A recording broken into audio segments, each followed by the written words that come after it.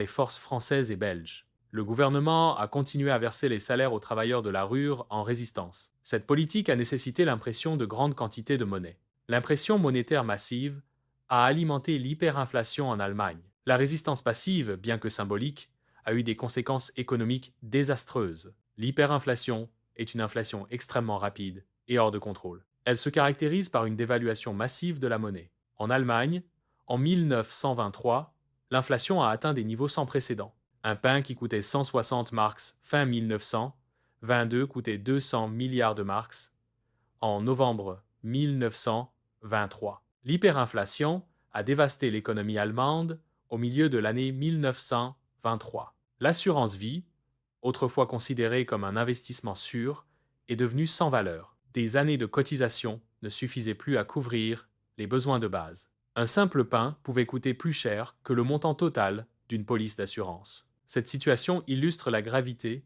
et les conséquences dévastatrices de l'hyperinflation sur la population. L'hyperinflation est une accélération rapide et incontrôlable de l'inflation. En Allemagne, en 1923, l'hyperinflation a atteint des niveaux extrêmes. Les travailleurs se précipitaient pour dépenser leur salaire immédiatement.